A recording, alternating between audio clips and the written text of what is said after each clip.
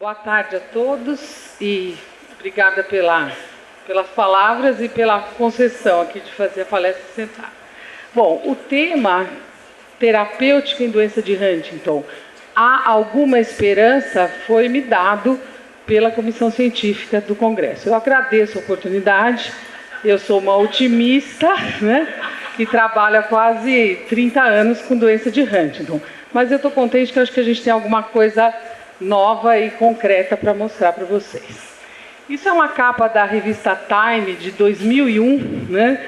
E como vocês podem ver, a gente tem aqui uma esperança de drogas do futuro, né?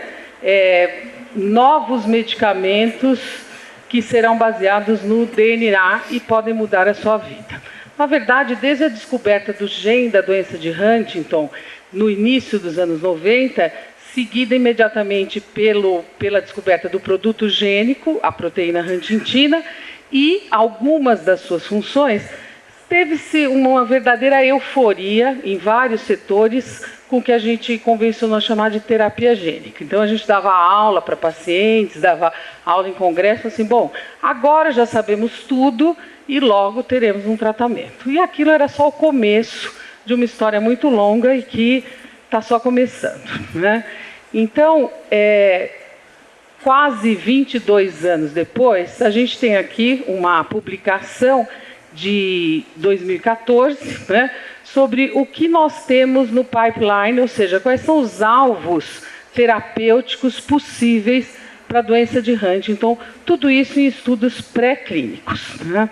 Então, aqui a gente tem uma série de alvos, né, e essa série de alvos, alguns já estão em fase mais avançada de estudo, mas, obviamente, eu não vou falar de tudo isso, nem eu seria a pessoa mais capacitada para isso, que aqui tem ainda muita ciência básica. Se a gente jogar no Clinical Trials, ou seja, estudos clínicos em humanos, doença de Huntington, a gente vai ter, surpreendentemente, 129 estudos, né? Se a gente comparar só a título de uma ideia, para a doença de Alzheimer, já tem 21 estudos, né?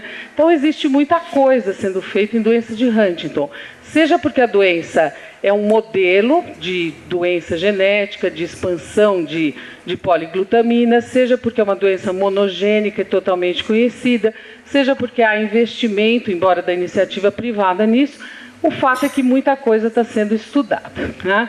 Fazendo um resumo do que a gente tem em estudos clínicos de doença de Huntington nos últimos 2 anos, ou seja, estudos que estão de acordo com as regras do NIH, do FDA, a gente teria 12 estudos publicados, 5 estudos já fechados, mas ainda não publicados, 9 estudos em andamento, 2 terminados por futilidade e alguns já aprovados, aguardando início, e outros em planejamento. Alguns desses 129, o desfecho é desconhecido. Quem já abriu a página do Clinical Trials vê que isso às vezes acontece, né?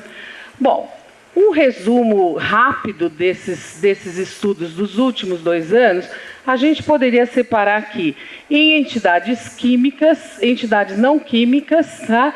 E, basicamente, eu não vou gastar o tempo dessa apresentação nessas coisas. Por quê? Aqui a gente tem, desde estudos pequenos, como o uso do citalopram para melhorar a cognição nos pacientes, que, embora seja uma coisa importante, é um estudo com N muito pequeno e de uma droga conhecida, né? A gente tem estudos importantes que acabaram de ser publicados, como esse First AD, que é a deutetrabenazina. A deutetrabenazina é um derivado da tetrabenazina, mas também é sintomático para o tratamento da coreia. A gente tem, entre as entidades não químicas, um estudo importante de atividade física. Esse estudo era mais para saber se era factível numa corte de pacientes com Huntington, e agora vai começar um estudo mais longo. A gente tem treinos, a gente tem possibilidade de fazer estudos com visitas virtuais, ou seja, é uma quantidade muito heterogênea de coisas, mas eu acho que nisso não é onde mora a esperança, que é o tema da nossa aula. Só para comentar, porque os pacientes comentam muito com a gente, tem 2 estudos terminados por futilidade, ou seja, a creatina e a coenzima Q10. Então, não tem que ficar prescrevendo creatina e coenzima Q10. Isso já foi bastante estudado, esses estudos estão publicados e não há nenhum tipo de benefício para esses pacientes, né? Então, aí eu diria, a gente tem que separar esperança de ilusão, né? Bom, estudos ativos em 2016, atualmente. Então, eu separei algumas coisas e vou falar sobre algumas delas, mas a gente tem um estudo europeu sobre estimulação cerebral profunda para tratamento de coreia, são 40 pacientes, né? O alvo é o globo pálido. A gente tem estudos com as chamadas pequenas moléculas, ou Old Pharma, onde eu destacaria a pridopidina, é um estudo grande do laboratório Teva. A pridopidina é um estabilizador de receptor dopaminérgico, mas também é sintomático. Tem o estudo Amaryllis da Pfizer, que é um estudo com inibidor de PDE10, que é uma molécula. Alguns estudos acadêmicos com antipsicóticos que estão correndo, mas vocês vão ver por que esses estudos não são tão interessantes. A gente tem um estudo que deve começar agora em outubro, com ligandes em PET scan de Huntingtina, o que seria uma maneira de estudar a Huntingtina em vivo, né? Isso pode ser muito interessante como um biomarcador. E a gente tem um estudo mais importante aqui, que é o Ionis HTTX, que eu vou falar em detalhes para vocês. Bom, nós poderíamos falar de tratamentos sintomáticos, afinal, melhorar a qualidade de vida é um objetivo.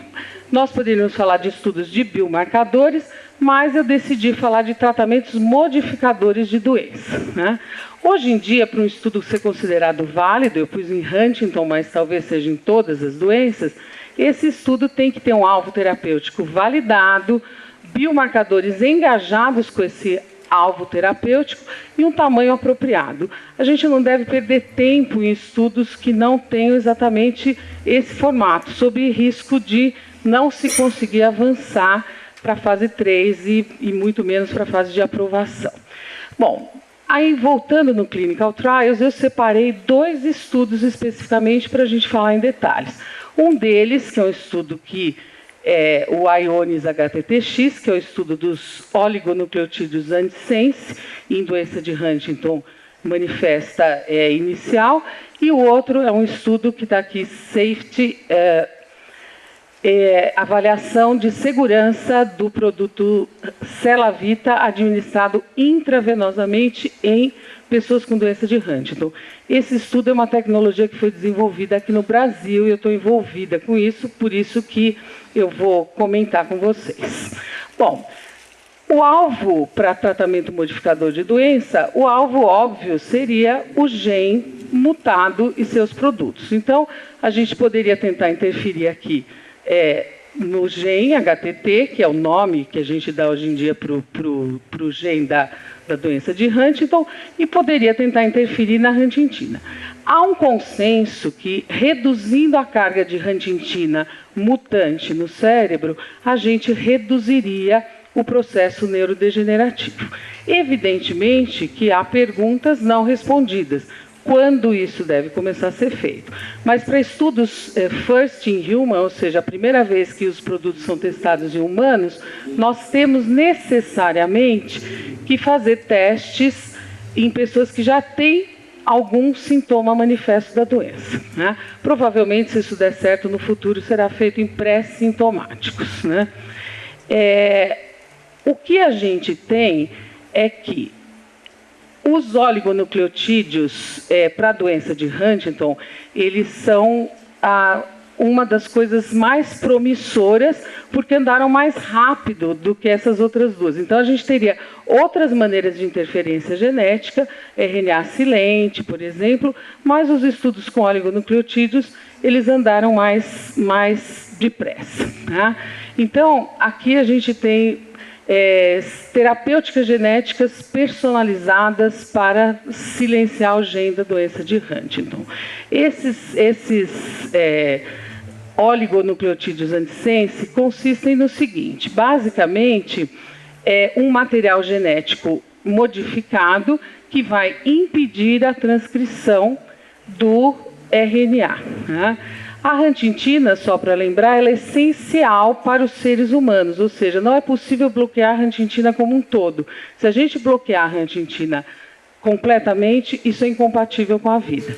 Mas, se a gente bloquear somente a parte expandida da rantintina, ou mesmo uma pequena parte da rantintina normal, a gente consegue baixar a carga tóxica e manter a função dessa proteína, né? Os oligonucleotídeos antissense, eles são pequenas partes do DNA que vão se ligar a pontos específicos do RNA, né? E aqui comparando, né, essas três possibilidades, como RNA silente, ou alvos virais, ou oligonucleotídeos antissense, a gente tem algumas características deles, mas para resumir o que está, por exemplo, nesses trabalhos importantes, a gente teria o seguinte, que os oligonucleotídeos antissense, eles são moléculas que são injetadas intratecal, ou seja, elas têm que ser injetadas no líquido da espinha, e você precisaria de um carreador para isso. Existem vários laboratórios de genética tentando isso, mas esse laboratório Ionis, ele saiu na frente. Esse laboratório se chamava ISIS, muita gente pode ter ouvido falar sobre o projeto ISIS, e esse projeto, o nome teve que ser mudado por causa do Estado Islâmico, né? Então, hoje em dia, porque as pessoas entravam no site e deixavam mensagens horríveis e queriam atacar porque confundiam com o Estado Islâmico. Então, ele chama-se hoje Ionis, é uma empresa com sede na Califórnia, e ela desenvolveu uma série de oligonucleotídeos para doenças raras ou doenças graves, e aqui a gente tem o nosso Ionis HTT-RX, que está em fase 2 de estudo, ou seja, em humanos.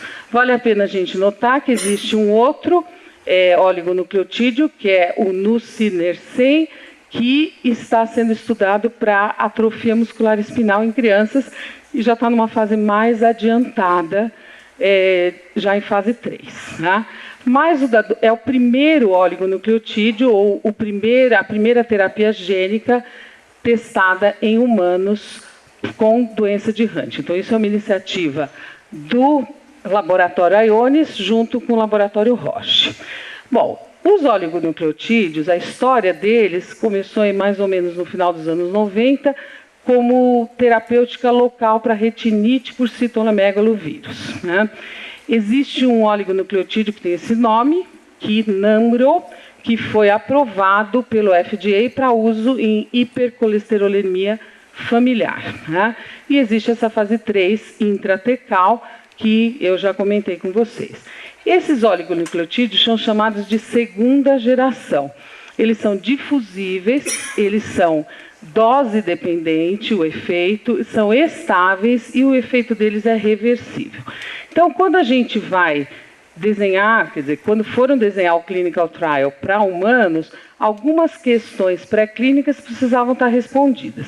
Então, aqui estão essas questões e os estudos desenhados, eles eram potencialmente, especificamente para reduzir o RNA mensageiro e, consequentemente, a rantintina, e mostraram melhora fenotípica nos animais.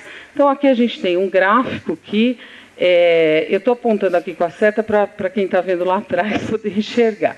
Então, assim, a gente vê que dose dependente vai havendo uma diminuição da quantidade de rantintina nos modelos em ratos transgênicos, né?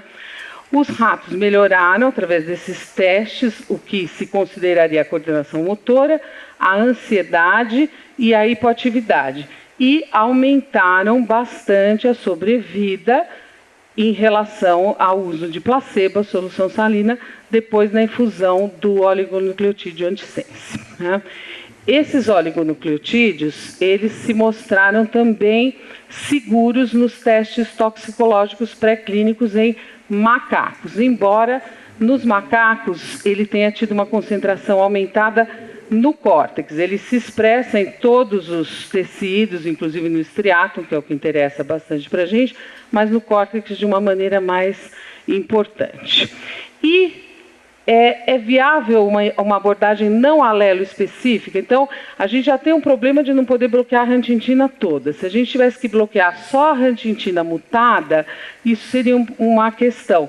Mas isso, nos modelos animais, viram que era possível a gente fazer um bloqueio tanto na proteína mutada quanto na rantintina não mutada, sem prejuízo para os ratos, né? E a aplicação intratecal tem uma boa distribuição nos ratos transgênicos, em todas as áreas cerebrais afetadas pela doença de Huntington, e, como eu falei, nos primatas é mais no córtex. Nos humanos, nós não sabemos ainda, né? Isso torna a terapêutica potencialmente benéfica, porém, a gente precisa ver quando que isto vai ter realmente um efeito terapêutico, ou seja, quando no curso da doença. Bom, o protocolo, o que se chama Ionis HTTX para redução da carga de Huntingtina no sistema nervoso central em doença de Huntington, ele é um protocolo de segurança e tolerância, ele é um first in human, mas ele também é um protocolo exploratório. E o que tem de muito interessante é que eles estão desenvolvendo um biomarcador, que é a dosagem de Huntingtina no líquor desses pacientes, que talvez venha a servir como um biomarcador de evolução da doença de uma forma geral e para ser testado com outras terapêuticas. Então, basicamente, o protocolo é 6 semanas de screening, seleção de pacientes, 36 pacientes em doença de Huntington em fase inicial foram recrutados. Ele está ocorrendo em 3 centros no Reino Unido, 2 centros na Alemanha e 1 centro no Canadá. O primeiro paciente recebeu a primeira dose em setembro de 2015, são 4 doses intratecais nessas datas, quer dizer, com intervalos de 28 dias, e é contra placebo. 3 pacientes recebem o oligonucleotídeo e 1 paciente recebe o placebo, isso duplo cego. E por 15 semanas eles são observados pós-tratamento. Então, os resultados estão prometidos para outubro de 2017. Mas já existe um segundo protocolo em andamento, quer dizer, ainda não recrutando pacientes, mas com 144 pacientes. Então, isso faz com que a gente imagine que as coisas estão indo bem. E, de fato, nenhum desses pacientes apresentou nenhum efeito colateral grave, ou seja, não houve relato de eventos adversos graves, como uma meningite química ou algum tipo de crise convulsiva ou qualquer outra coisa assim, o que já é algum passo para que a gente avance mais para ver eficácia, né? Aqui a gente tem um resumo de todos os marcadores no líquor que foram tentados. Aqui, nesses triângulos amarelos, a gente tem a descoberta do GEM, e a partir de então foram se tentadas várias medidas, sendo que as mais interessantes são exatamente essas, da Huntingtina mutante e das sementes, vamos dizer assim, de Huntingtina mutante. É isso que está sendo feito no protocolo, mas populações maiores precisam ser testadas para reproduzir esses resultados, né? A gente vê que os níveis no líquor de Huntingtina refletem os níveis cerebrais de Huntingtina. Então, aqui a gente tem que, nos ratos, a redução do RNA mensageiro da Huntingtina era dose dependente. E essa redução é seletiva, mas é durável, ou seja, uma vez que você atinge um determinado ponto, ela se mantém inibida, pelo menos pelo tempo de vida desses animais, né? Outras terapias gênicas estão em planejamento, seja com oligonucleotídeos antissense, então a gente tem aqui umas siglas, WAVE, 2 com RNA mensageiro, uma com zinc fingers, que é uma outra maneira de bloquear a transcrição do DNA, e RNA mensageiro também com uma outra tecnologia. E como a gente vê, algumas já têm laboratórios grandes se envolvendo. Então, o interesse das grandes indústrias farmacêuticas tem crescido em relação a essas tecnologias, né? Bom, do ponto de vista prático, nós não temos como incluir pacientes nessa terapêutica, quer dizer, os centros são longe daqui, os pacientes são criteriosamente incluídos, e nós temos uma expectativa muito grande em relação a esses resultados. Mas, enquanto isso, como eu tinha mostrado para vocês, nós temos vários alvos terapêuticos. Um outro alvo terapêutico seria o BDNF. O BDNF é o fator neurotrófico derivado do cérebro e ele tem uma função importante que é proteger as sinapses córtico-estriatais, que são glutamatérgicas e são extremamente citotóxicas. Portanto, o BDNF é uma proteção natural e que é reduzida no paciente com doença de Huntington. A huntingtina anômala, ela faz com que o fator inibidor da transcrição de BDNF não seja mantido no citoplasma. Ele entra no núcleo e acaba reduzindo a produção de BDNF. Então, teoricamente, se a gente conseguisse aumentar a quantidade de BDNF nesses circuitos, a gente teria uma proteção e talvez uma desaceleração da doença. Bom, pensando nisso, foi se procurar o que poderia produzir BDNF. E existem evidências de que células-tronco mesenquimais humanas, elas podem expressar BDNF até em quantidades aumentadas, isso em modelos animais. Tá? Sem entrar nessa ciência muito básica, mas a gente, por motivos diversos, conseguiu, em conjunto com o Instituto Butantan, que tem um erro, é Instituto Butantan, ligado à USP em São Paulo, o desenvolvimento de células-troncos mesenquimais derivadas de polpa de dente de leite. Tá? As células-tronco mesenquimais, elas podem ser derivadas também do cordão umbilical, da medula óssea, da gordura, mas não é como todo mundo acha, pega o cordão e guarda, ou pega o dente de leite que caiu e deixa guardado. É extremamente difícil, nem todo dente de leite tem polpa e nem toda polpa tem célula mesenquimal. Mas os pesquisadores do Instituto Butantan conseguiram desenvolver essa tecnologia e uma empresa, uma startup de tecnologia para a saúde, a Celavita, montou sua sede aqui no Brasil e resolveu investir nisso em pesquisa para a doença de Huntington. Tá? Essas células mesenquimais têm propriedades regenerativas, isso no ser humano, elas secretam citocinas e fatores tróficos.